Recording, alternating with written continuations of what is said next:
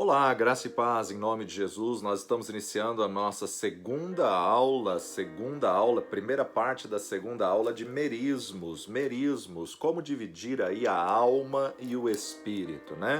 Na última aula nós estivemos falando sobre a criação, como Deus criou o homem, né? Logo no capítulo 2 de Gênesis, nós vemos aí no versículo 7, formou o Senhor Deus o homem do pó da terra. Pó o Senhor formou o corpo do homem. Soprou em seus narizes o fôlego de vida, soprou o espírito, e o homem foi feito alma vivente. Então, essa é a ordem que, na verdade, tem que ter: espírito, alma e corpo. Essa é a harmonia, né? O espírito governando, o espírito dominando. E Deus ordenou que não deveria de comer do fruto da árvore do conhecimento do bem e do mal, porque do dia em que dela comerdes, certamente morrerás. Morrendo, morrerás. Começou um processo de morte no espírito, né? O homem não comeu do fruto e caiu morto, ele ainda viveu muitos anos, muitas centenas de anos, né? Então nós observamos aí no versículo 16: ordenou o Senhor Deus ao homem, dizendo: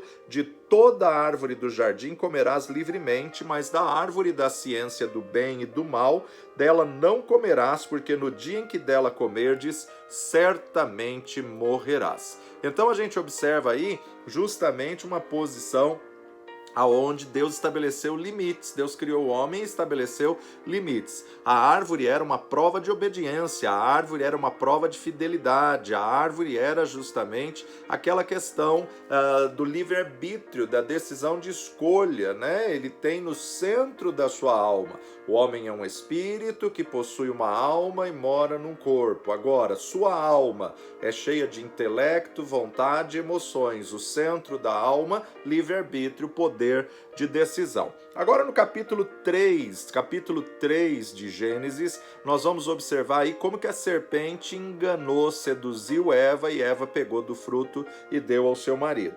Ora, a serpente era mais astuta que todas as alimárias do campo que o Senhor Deus tinha feito. E esta disse à mulher: é assim que Deus disse: não comereis de toda a árvore do jardim? E disse a mulher à serpente: do fruto das árvores do jardim comeremos, mas do fruto da árvore que está no meio do jardim, disse Deus: não comereis dele, nem nele tocareis, para que não morrais. E a serpente disse à mulher: certamente não morrereis, porque Deus sabe que no dia em que dele comerdes, se abrirão os vossos olhos e sereis como Deus, sabendo o bem e o mal. E vendo a mulher que aquela árvore era boa para se comer, agradável aos olhos e árvore desejável para dar entendimento, tomou do seu fruto, comeu e deu também ao seu marido. E ele comeu com ela. Então foram abertos os olhos de ambos e conheceram que estavam nus, e coseram folhas de figueira e fizeram para si aventais. E ouviram a voz do Senhor Deus que passeava no jardim pela viração do dia, e escondeu-se Adão e sua mulher da presença do Senhor entre as árvores do jardim. E chamou o Senhor Deus a Adão e disse-lhe: onde estás? E ele disse: ouvi a tua voz soar no jardim e temi, porque estava nu, escondi-me. E disse Deus: quem te mostrou que estavas nu? Comestes tu da árvore que te ordenei que não comesses? Então disse Adão: a mulher que me destes por companheira, ela me deu da árvore e eu comi. E disse o Senhor Deus à mulher: por que fizestes isso? E disse a mulher: a serpente me enganou e eu comi. Então o Senhor Deus disse à serpente: porquanto fizestes isso, maldita serás mais que toda besta e mais que todos os animais do campo. Sobre o teu ventre andarás e pó comerás todos os dias da tua vida. Aqui, agora, vem a primeira profecia acerca de Jesus Cristo. E porei inimizade entre ti e a mulher, entre a tua semente e a semente da mulher. Esta te ferirá a cabeça. Semente da mulher, a mulher não tem semente. Então o que Deus estava dizendo? A virgem conceberá e dará à luz, né? A semente da mulher, esta te ferirá a cabeça e tu lhe ferirás o calcanhar. E a mulher disse: multiplicarei grandemente a tua dor e a tua conceição. Com dor terás filho, e o teu desejo será para o teu marido, e ele te dominará. E a Adão disse: porquanto destes ouvido à voz de tua mulher, e comestes da árvore que te ordenei, dizendo: não comerás dela, maldita é a terra por causa de ti. Com dor comerás dela todos os dias da tua vida. Espinhos e cardos também te produzirás, e comerás a erva do campo. Do suor do teu rosto comerás o teu pão, até que te tornes a terra, porque dela fostes tomado. Porquanto és pó, e em pó te tornarás. Chamou Adão o nome de sua mulher Eva, e Eva, porquanto ela era mãe de todos os viventes. E fez o Senhor Deus a Adão e a sua mulher túnicas de pele e os vestiu. Ou seja, o Senhor faz aqui o sacrifício de um animal, né? Então observe que no capítulo 3, Eva toma do fruto, come o fruto e dá o fruto ao seu marido, e ele pega do fruto sem questionar, sabendo que na verdade Deus tinha dito a ele, quando Deus falou não comerás do fruto, Eva não tinha sido criada, era a responsabilidade de Adão de poder cuidar do jardim e cuidar de Eva, era a responsabilidade de Adão de falar: Eva, não faças tal, né? Então você vê que ele não toma nenhuma iniciativa, ele come do fruto que ela lhe oferece. E assim acontece conosco muitas vezes, né? O diabo procura atingir a alma para alcançar o espírito. E quando isso acontece, nós perdemos o controle, nós perdemos o domínio. Quando somos dominados pela alma, deixamos de experimentar as delícias que Deus preparou para nós. Deixamos de experimentar as bênçãos que Deus preparou para nós. Provérbios capítulo 3, verso 17, nos diz assim, 3:17: os seus caminhos são caminhos de delícia, e todas as suas veredas, paz. Esses são os caminhos de Deus, né? Os caminhos de Deus são caminhos de delícia, e todas as suas veredas, paz. Deus tinha falado com o homem, Deus tinha falado com cabeça, o homem, e a serpente foi falar com a mulher. Então falamos aí na aula de ontem, o homem simboliza o espírito, a mulher simboliza, tipifica a alma. Deus falou com o homem, espírito, e a serpente falou com Eva, a alma. E aí então você observa que ao falar Deus com o espírito, ele tinha que ter agido, ele não podia ter omitido, ele não podia ter anulado. É o espírito que tem que dominar sobre a alma, é o espírito que tem que governar sobre a alma, é o espírito que tem que transmitir para a alma. E o diabo então atinge a alma, inviabilizando o espírito, né? O diabo não vai falar com o homem, o diabo não vai ao espírito do homem, mas ele vai à mulher, né? Aquela típica situação de um pai que tem dois filhos, um maior, outro menor, e o pai chama o maior e fala, dá todas as instruções: olha, não faça isso, não faça aquilo, cuida do seu irmão, não deixa ele fazer isso, não deixa fazer aquilo.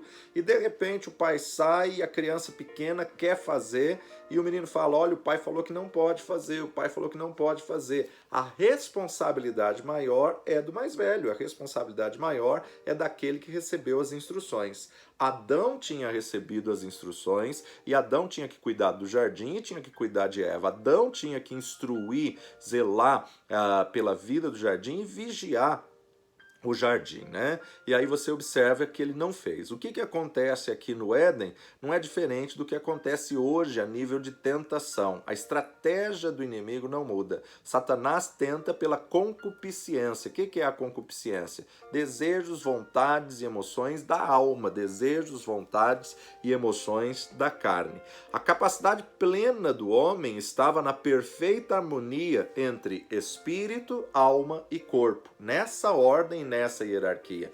O espírito, que é o fôlego de Deus que soprou dentro da vida do homem, e o homem foi feito alma vivente. Então é espírito, alma e corpo.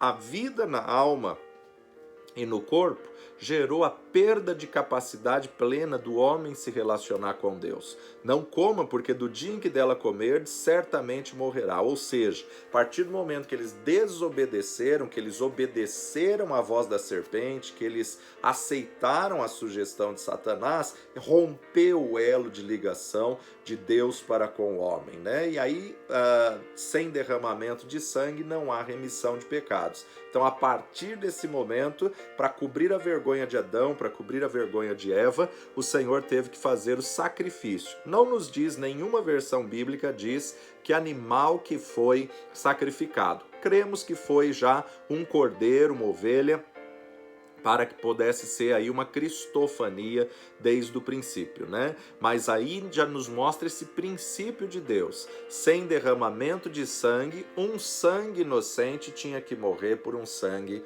culpado. O fato de Deus tirar o homem do jardim do Éden, na verdade, isso foi amor. Amor, por quê? O primeiro nível de tentação de Satanás era desobedecer, comer do fruto proibido. O segundo nível de tentação de Satanás era que Adão e Eva comessem agora em pecado da árvore da vida.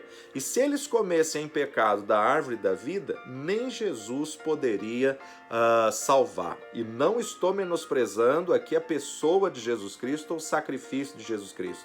É que Deus não quebra princípios. Então, por isso, por amar a criatura, por amar a humanidade, por querer salvar a humanidade, por ter um plano de resgate da humanidade, Deus tirou eles do Éden. Então, quando Deus tirou eles do Éden, exerceu ali um juízo, mas demonstrando amor. Ou seja, eles tinham que partir para fora da terra, eles tinham que sair do Éden, porque agora o diabo iria incitar Adão e Eva a comer do fruto da árvore da vida. E o fruto da árvore da vida é o fruto da eternidade. Se eles comessem na condição de pecadores da árvore da eternidade, eles sentenciariam a própria vida, dizendo que viveriam eternamente no pecado. Então, para que o homem não comesse, o amor de Deus foi tão grande, para que o homem não vivesse eternamente no pecado, Deus colocou o homem para fora do jardim do Éden. Gênesis capítulo 3, verso 6, nos diz assim: e vendo a mulher que aquela árvore era boa para se comer, agradável aos olhos, e árvore desejável para dar entendimento, tomou do seu fruto, comeu e deu ao seu marido, e ele comeu com ela. Ali foi instantâneo, mas ela foi guiada, ela foi dirigida pelos 5 sentidos, né? Um dia passando, a serpente enrolada na árvore, esse cheiro dessa árvore, o gosto deve ser tão bom, ou seja, olfato, paladar. Tomou do fruto, tato, né? Comeu, paladar, gustação. Então, ela foi engodada pela vista, pelo olfato, pelo paladar, pelo que ela ouviu da serpente. Não foi assim que Deus disse? E a partir do momento que o homem passou a ser guiado pelos 5 sentidos, aí então ele rompeu a sua comunhão com Deus Todo-Poderoso. E ele precisa agora de um Salvador, ele precisa agora de alguém morrer na cruz do Calvário, verter um sangue inocente. Mas até Adão não tinha nenhum sangue, até Jesus não tinha nenhum sangue mais puro. Por quê? Porque tudo produz segundo a sua espécie. Porque um pecou, todos pecaram e destituídos estão da glória de Deus. 1 João capítulo 2, verso 16 nos diz assim: porque tudo que há no mundo, a concupiscência da carne, a concupiscência dos olhos, a soberba da vida, não é do Pai, mas do mundo. E o mundo passa e a sua concupiscência, mas aquele que faz a vontade de Deus permanece para sempre. Tudo, a concupiscência da carne. O que é uma natureza carnal? Um corpo dirigido pela alma. A concupiscência da carne, a concupiscência dos olhos e a soberba da vida não é do Pai, mas é do mundo. E o mundo passa e a sua concupiscência, mas aquele que faz a vontade de Deus permanece para sempre. Deus estava falando de morte, mas de morte espiritual. Somos um espírito que possuímos uma alma e moramos num corpo. Para nós fica difícil dividir, distinguir as 3 partes, né? Espírito, alma e corpo. Mas Deus separa as 3 partes, né? Que a palavra de Deus é viva e poderosa, que ela penetra até a divisão aí de juntas e medulas, pensamentos e intenções, apta, né, para discernir alma e espírito. Então a importância de nós observarmos que Deus não estava falando de morte física. Morte, no conceito de Deus, é separação, afastamento. Então, na verdade, o que acontece? O diabo estava falando da morte física, mas Deus estava falando da morte espiritual. Não, Eva, pode comer, certamente não morrereis. O diabo estava falando fisicamente. Come do fruto, você não vai cair morta. Tanto é que a hora que Adão viu que Eva não caiu morta, então ele tomou do fruto e comeu também. Certamente não morrereis. Não morrereis, o que o diabo distorceu? Deus estava falando ao espírito e a mulher e a serpente estava falando a carne. A serpente estava falando a alma. Certamente não morrereis. Mas espera aí, Deus tinha falado, quando você comer, certamente morrereis. Então, nós observamos o quê? O diabo estava falando a nível físico e Deus estava falando a nível espiritual. E morte aqui significa separação, afastamento. O diabo usou a serpente, porque uma vez que ele foi lançado por terra, ele não tinha mais corpo, então ele precisava de um corpo para poder agir, para poder atuar. Então o diabo usou a serpente por ser a mais sagaz, a mais astuta limária do campo, mais astuto de todos os animais. Veja que Satanás não é bobo, né? Ele não vai usar um bicho preguiça, porque senão daria a Eva e Adão tempo para pensar, daria a Eva e Adão tempo para parar e refletir o que Deus tinha falado. O diabo é astuto e vai usar a serpente. Por isso que nós temos que estar atentos quanto às astutas ciladas de Satanás. E isso nós só discernimos no Espírito. Isso nós só nos discernimos quando estamos em Espírito. Na alma você não discerne. Deus fala ao espírito, mas o diabo insiste em falar na alma, o diabo insiste em falar na carne através da concupiscência da vida, através da concupiscência dos olhos. Quando Eva toma do fruto, ela descobre que ao comer ela não caiu morta. E a princípio parece que Deus mentiu, a princípio parece que realmente a serpente estava certa. Adão, vendo que Eva não fulminou e caiu morta instantaneamente, comeu do fruto quando ela estendeu. E deve ter feito algum comentário. Come, é bom, é saboroso, é gostoso, né? Agora, a pessoa que não é nascida de novo, ela está então com o espírito morto, o espírito adormecido. Ela não tem o espírito atuante, né? Então ela não deixa o espírito agir. Por quê? Porque ela é um corpo guiado, dominado pela alma. E aí quando a pessoa ímpia peca, ela faz o que lhe é natural, ela faz o que lhe agrada, satisfazer os desejos e os prazeres da carne. E aí a gente observa justamente que antes de a mulher comer, ela deveria ter consultado o homem, ela deveria ter conversado com Adão. Foi essa que Deus falou para não comer, né? Ou então Adão deveria ter dito, né? Eva, não brinca com isso, Deus falou que não podemos. Aqui quebrou um princípio de autoridade, deixou entrar o espírito do anticristo. O que é o espírito do anticristo? Já estava lá no paraíso? Sim, porque o anticristo é todo aquele espírito que se levanta contra a ordem de Deus, contra a palavra do Senhor, contra aquilo que foi estabelecido por Deus. E o espírito de anticristo entra querendo dar argumentos, querendo dar justificativa, querendo dizer que não tem problema, querendo dizer que não faz mal, querendo dizer que está tudo normal.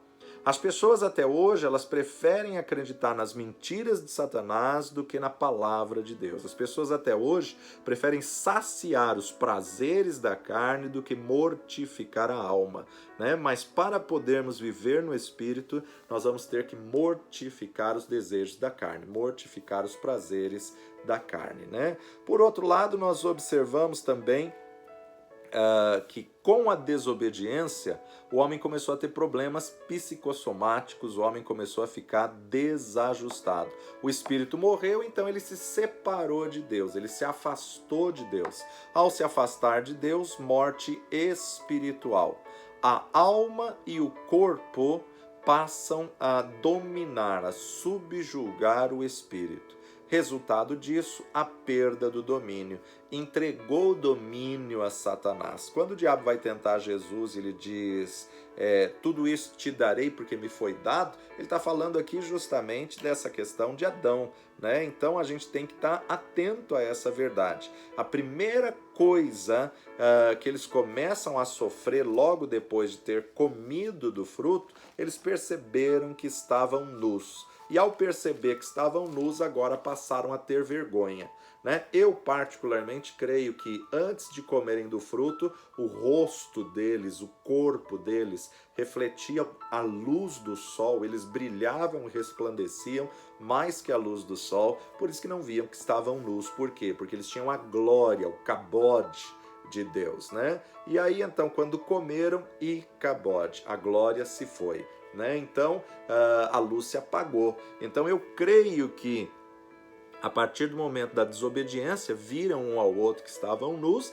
e aí por isso tiveram a vergonha. Então perceberam que estavam nus, tiveram vergonha e a partir de então eles querem se esconder, se omitir, se justificar, né? O homem que anda na carne, a primeira coisa que ele faz é se esconder de Deus ou então querer dizer que Deus não existe, né? Isso é natural até os dias de hoje. A pessoa que quer saciar aí os prazeres da carne vive como se Deus não existisse ou quer fazer acreditar que Deus não existe. A alma é a parte psicológica, é onde está o raciocínio, o QI, aonde está a inteligência. A alma é onde estão os sentimentos, é onde estão as emoções. A alma é onde está a vontade. Então, na verdade, é na alma que se inicia a concupiscência do pecado que leva a pessoa à queda. O que é o pecado? Errar o alvo, né? Errar o alvo, que é a amartia, ou seja, a martiologia é a doutrina que estuda o pecado. A martiologia significa errar o alvo. Deus tem um alvo, um foco, Deus tem a sua palavra e a pessoa errou o alvo. Nessa matéria nós vamos aprender como voltar essa harmonia com Deus para colocarmos o espírito dominando e subjugando a alma e o corpo, né? Para restaurarmos a ordem que Deus criou, espírito, alma e corpo. Por isso que a palavra de Deus nos diz: santifica-os na verdade, a tua palavra é a verdade. É a palavra do Senhor que nos santifica. Só a palavra do Senhor pode nos dar força, nos guiar, nos restaurar. O corpo é onde manifesta as reações da alma através dos órgãos, através dos 5 sentidos: visão, tato, olfato, audição, paladar, gustação, né? Então, através dos 5 sentidos, nós vemos aí que tem o contato físico. O homem passou a ser guiado pelos 5 sentidos depois da queda.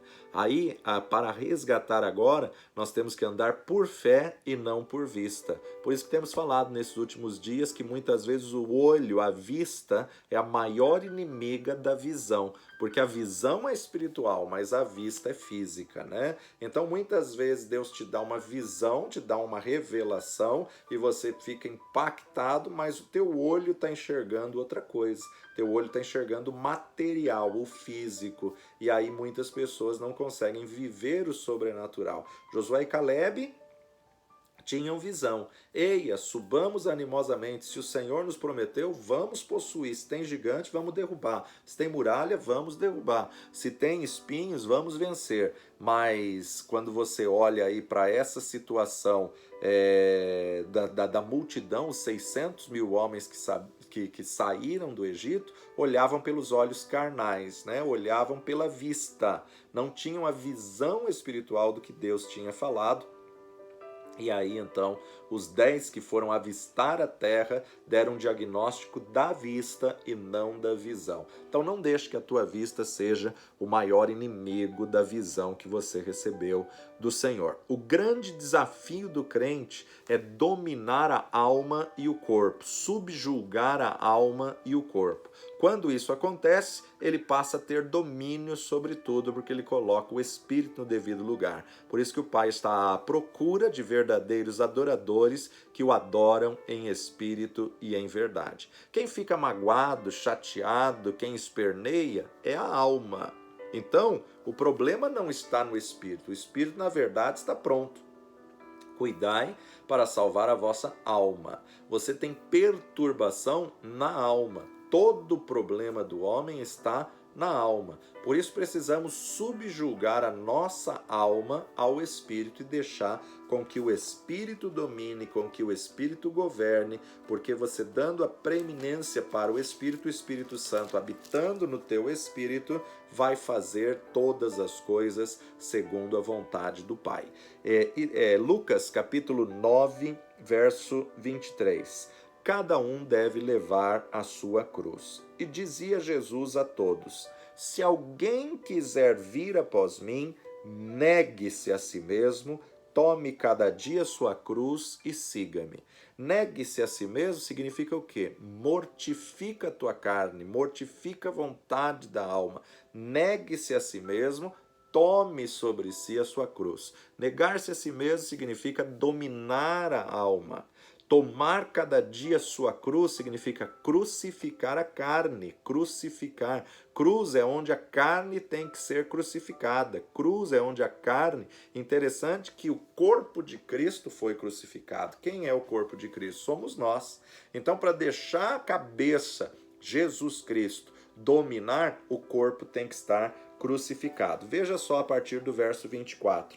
Porque qualquer que quiser salvar a sua vida, perdê-la-á, mas qualquer que por amor de mim perder a sua vida, a salvará. Qualquer que quiser salvar a sua vida, o que ele está dizendo o quê? Vida eterna. Quem quiser ter vida eterna com o nosso Deus, nosso Senhor Jesus Cristo na eternidade, tem que perder a sua alma, tem que mortificar os desejos da carne.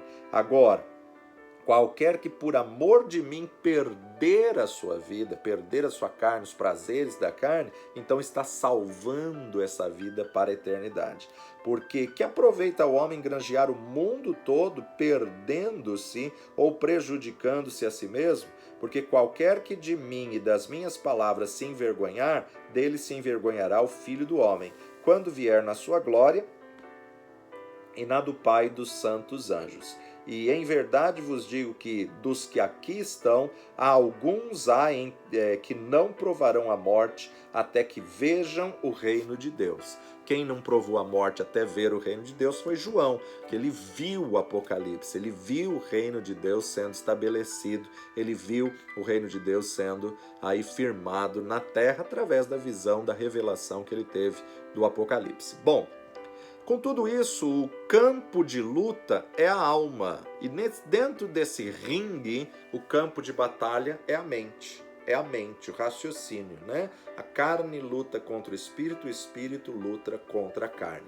Aqui encaixa aquele típico exemplo de um senhor que era dono de 2 cães de guerra, 2 cães aí que ele colocava para disputar, para brigar, e ninguém sabia que ele era dono dos 2, né? Então chegava uma semana, ele promovia um invencível, esse cão é maravilhoso, esse cão em tantos minutos derrotou o outro cão, assim.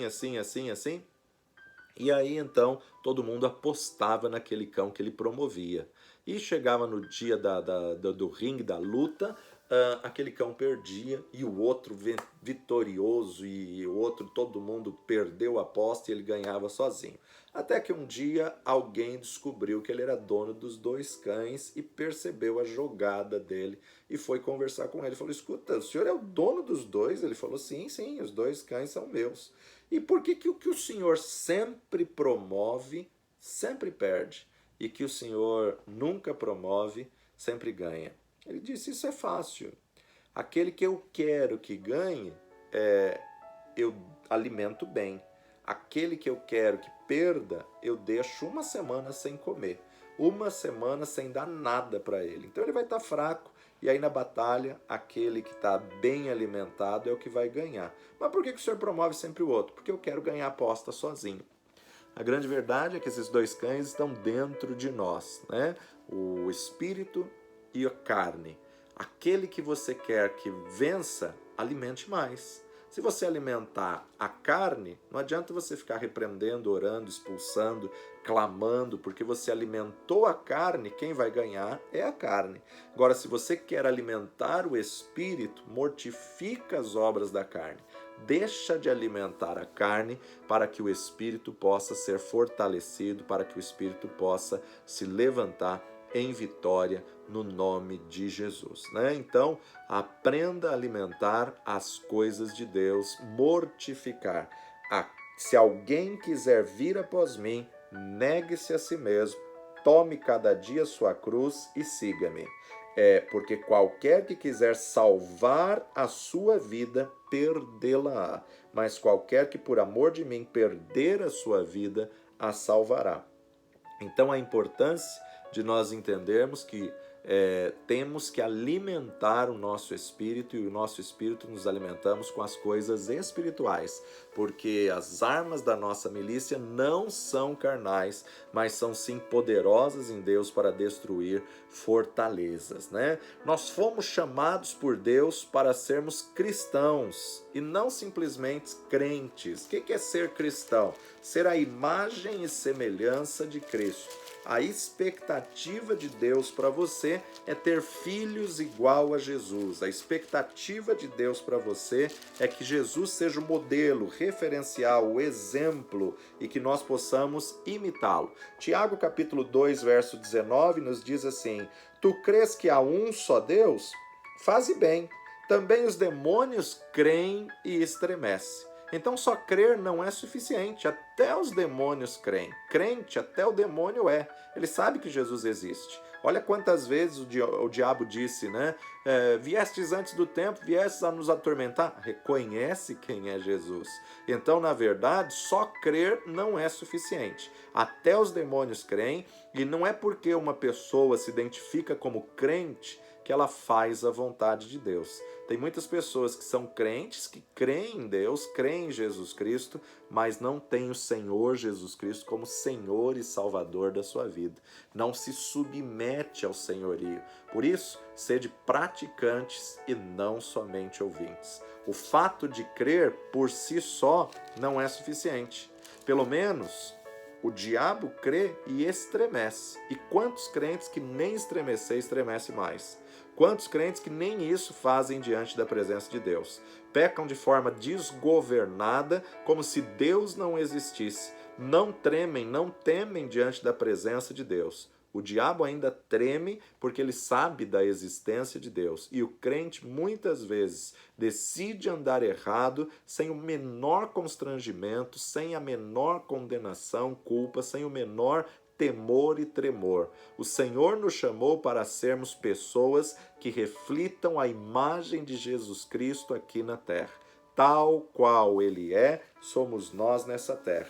Então nós devemos ser imitadores, praticantes e não somente ouvintes. Tiago capítulo 1, verso 22 nos diz: e sede cumpridores da palavra e não somente ouvintes, enganando-vos com falsos discursos. Interessante que a partir do verso 19, Tiago começa a dizer: sabei isto, meus amados irmãos, mas todo homem esteja pronto para ouvir, tardio para falar, tardio para se irar, porque a ira do homem não opera a justiça de Deus, pelo que, rejeitando toda imundícia e acúmulo de malícia, recebei com mansidão a palavra em vós enxertada, a qual pode salvar a vossa alma, e sede cumpridores e não somente ouvintes da palavra, enganando-vos com falsos discursos. Porque se alguém é ouvinte da palavra e não é cumpridor, é semelhante ao varão que contempla ao espelho seu rosto natural, porque se contempla a si mesmo e foi-se, logo se esqueceu de como era. Aquele, porém, que atenta bem para a lei perfeita da liberdade, nisso persevera, não sendo ouvinte esquecido, mas fazedor da obra.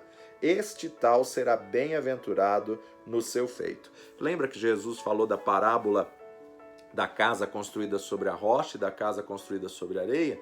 Os dois ouviram, mas aquele que ouviu e colocou em prática está sobre a rocha. Sobre os dois vão vir chuvas, correr os rios e soprarem os ventos. Mas aquele que pôs em prática, que está sobre a rocha, a casa não caiu. A diferença não é passar pela situação.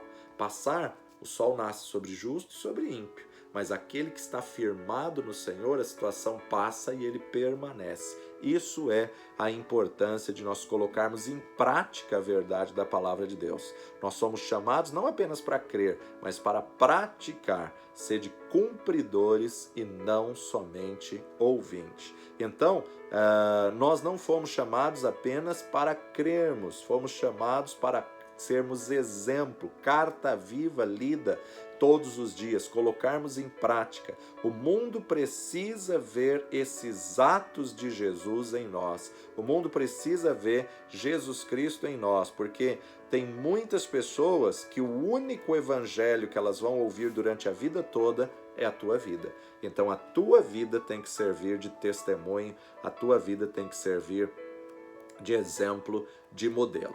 O cristão deve ser aquele que deve refletir a imagem de Cristo na terra. O mundo tem que ver Jesus em nós, né? Cristo em vós, esperança da glória. Através de nós, as pessoas vão ver Jesus, elas precisam olhar para o que é físico, olhar para o que é humano, natural, né? Porque ainda são pessoas naturais. Não adianta você falar, olha, não olha para o homem, olha para Jesus. Ele vai falar onde ele está.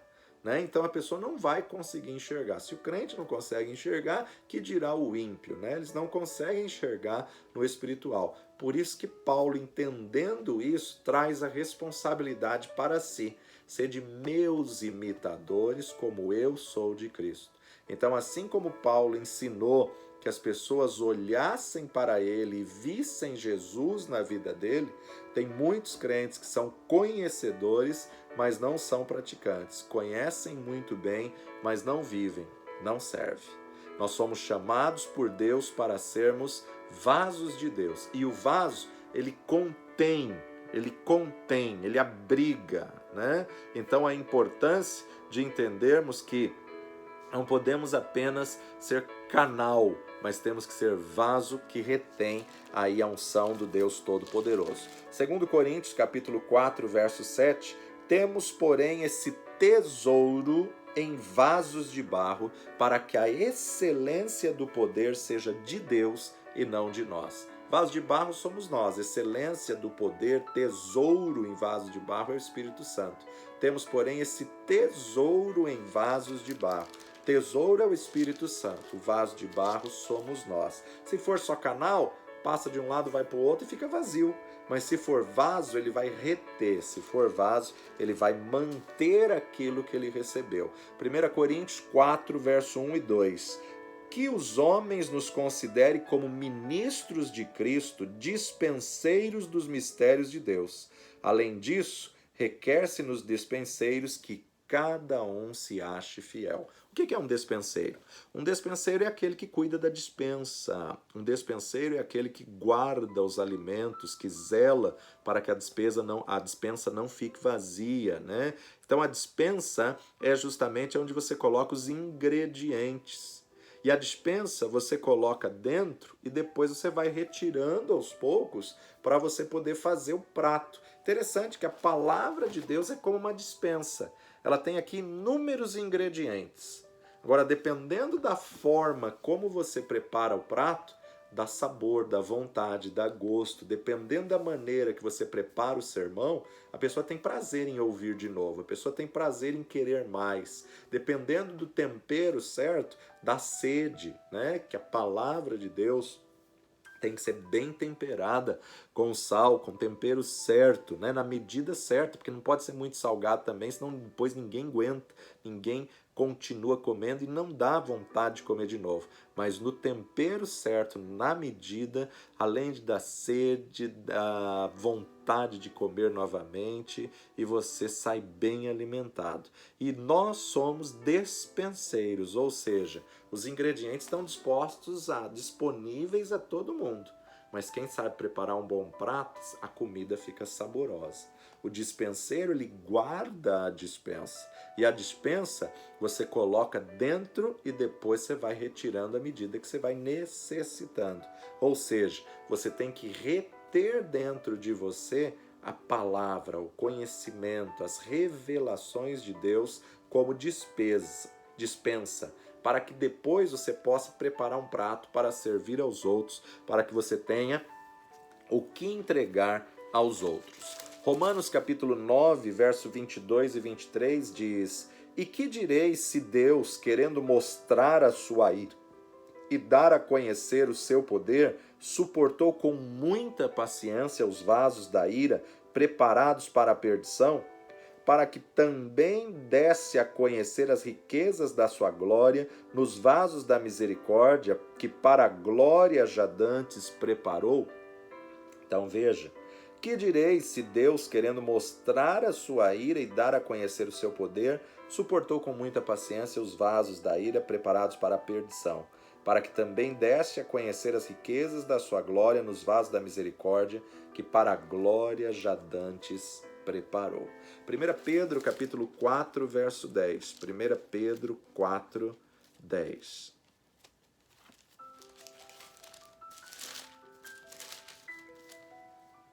Cada um administre aos outros o dom como o recebeu, como bons dispenseiros da multiforme graça de Deus. Deus deu, Deus repartiu, Deus compartilhou o dom a cada um. E se você exercer como bom dispenseiro, você vai fazer o dom com excelência.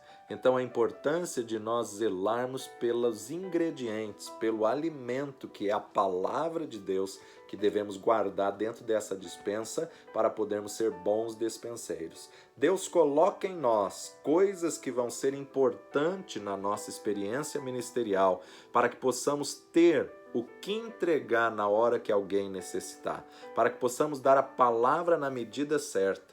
Somos fiéis depositários das bênçãos de Deus, do poder de Deus e não simplesmente canal. O canal passa e vai embora e não retém nada, né? Não vamos aqui polemizar o assunto, porque a gente sabe que muitas pessoas têm esse vício de linguagem, que a pessoa é canal de Deus para fulano, canal de Deus para ciclano, é canal de bênção para outras pessoas. Muitos pregadores se chamam ou chamam os outros de canais de Deus. Mas o canal é uma força de expressão, toma cuidado com isso. Por quê? O canal apenas passa e não retém nada. Passa e não fica com nada. E o que Deus quer de nós é que nós sejamos vasos de barro, que venhamos reter o tesouro, que é o conhecimento da palavra, que é a verdade de Deus. Temos que tomar cuidado com alguns vícios de linguagem que muitas vezes ocorrem e nós adotamos esses vícios de linguagem sem comprovar na Bíblia a eficácia. Como, por exemplo, tem pessoas que dizem, né? A 2000 chegarás, mas de 2000 não passarás. Isso não é bíblico, né? Isso aí foi dito popular. Como outro dito popular também, que muitas pessoas acham que está na Bíblia, não cai uma folha da árvore se não for permissão de Deus. Não está na Bíblia. Olha aí que sério, né? Muitas pessoas acham que isso é bíblico. É claro que todas as coisas acontecem debaixo da vontade de Deus, mas na verdade nós temos que tomar cuidado. Outro ponto que nós temos que tomar cuidado, quando a pessoa fala quem não vem pelo amor, vem pela dor. Isso não é bíblico, não é bíblico. Né? Como erros mais gritantes que as pessoas cometem ao dizer aí que o peixe vomitou Jonas em Nínive. Não, Nínive não é cidade litorânea, não é cidade praiana. Nínive está aí 600 quilômetros do litoral, né? Então o peixe não vomitou Jonas em Nínive. Vomitou ele onde ele comprou a passagem, no porto, no ponto inicial, para que dali ele pudesse caminhar 3 dias até chegar de novo ali na cidade que Deus tinha destinado, Nínive, né? Como também alguns acréscimos que algumas pessoas erram e colocam, como a passagem do encontro de Saulo com Jesus. Muitos insistem em dizer que Saulo caiu do cavalo. Não, nenhum texto bíblico diz que ele tinha cavalo. No contexto, pela distância, ele poderia estar com algum animal, mas na palavra de Deus não existe Então não acrescente, não vá além e nem aquém daquilo que tem na palavra de Deus, tá? Nós precisamos estar firmados na verdade dessa palavra, porque através do que está na palavra de Deus é que vai vir a rema, é que vai vir a palavra revelada, e a palavra revelada vai te abençoar e vai te alimentar e te saciar. Então cuidado com os vícios de linguagem que não estão na Bíblia. Canal nos dá uma ideia de imobilismo, né? De cano. A água passa pelo canal e, na verdade, o cano não faz nada. O cano é apenas um condutor que liga da onde saiu a água e para onde foi, mas ele não é beneficiado com isso, ela só passou. Quem usa, na verdade, as pessoas como canal é o diabo, né? O diabo usa as pessoas como canal. Elas simplesmente se entregam a ele e ele as usa como quer até destruir as suas vidas, né? E elas não têm como agir, elas não têm atitude diante aí das garras de Satanás, né? Porque o canal não retém, o canal só passa, né? Agora, o vaso retém, o celeiro retém, a despensa retém, né? Então nós precisamos entender, as pessoas que estão no domínio de Satanás nem sabem o que estão fazendo. Fazem coisas que muitas vezes estão enfeitiçadas, engodadas aí ao erro de Satanás como um canal, perdem totalmente a consciência e são usadas pelo diabo. Já o vaso não. O vaso, a despensa, o celeiro, né, ele retém aquilo para abençoar outras coisas. Na casa de Deus, nós somos como bons dispenseiros, a despensa que retém o alimento. Na casa de Deus, nós somos como vaso que tem um tesouro em vaso de barro. O vaso retém, o canal não. Então, do que está cheio a tua vida? O que é um vaso? O vaso é um recipiente que Deus chama realmente de vaso. Vaso, na verdade, na mão do oleiro, vaso que ele trabalha como ele quer. Por quê? Porque ele quer vasos de honra, vasos para te usar, para te aprovar. O Senhor quer que você venha reter a palavra e não apenas passar a palavra por você e você nunca guardar nada da verdade da palavra. O vaso, ele tem que muitas vezes esvaziar-se de si mesmo, e quanto mais ele se esvazia, mais capacidade de ser cheio ele tem. Quanto mais ele se esvazia, mais ele pode se encher da palavra de Deus. Vale lembrar que esvaziar vem de vaso, né? Vaso, esvaziar significa que o vaso está vazio. Então nós somos vasos na mão de Deus, nós somos vasos na mão do oleiro, vasos de barro, mas dentro desse vaso de barro o Senhor colocou um tesouro inigualável, um tesouro que as riquezas dessa terra não tem como comprar, né? A presença do Espírito Santo.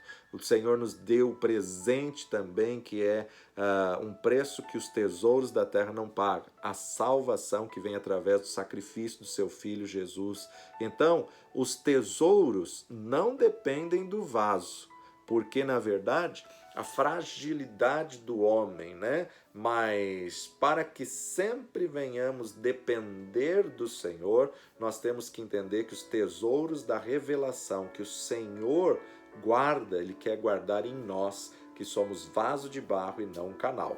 A Bíblia fala do vaso de honra e vaso para a honra, e que o Senhor possa fazer da tua vida um vaso de honra. Não invalide a pregação por causa dos erros da preleção, né? Apenas aprenda para corrigir e não cometer os mesmos erros. Tem muitas pessoas que, quando estão ouvindo uma mensagem, só fica pegando os erros do preletor. Não, examine tudo, retenha o que é bom e descarte o que não é, né?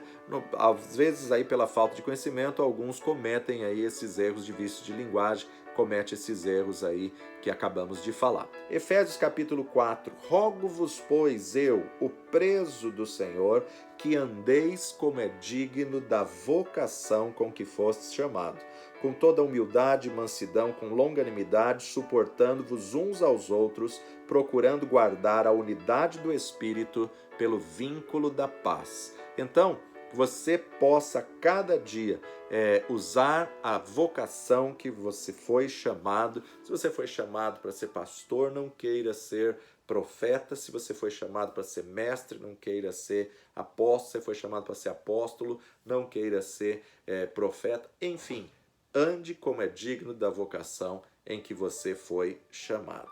Então, a importância de você reter a revelação, reter o alimento, reter a palavra de Deus, o tesouro em vaso de barro. Agora, se eu não tiver nada de Deus para entregar quando as pessoas precisarem, então eu vou entregar o que vem da alma. Se eu não retiver o alimento, se eu não retiver a unção, se eu não retiver a palavra no vaso de barro, então eu não vou entregar aquilo que vem do Espírito, eu vou entregar aquilo que vem da carne.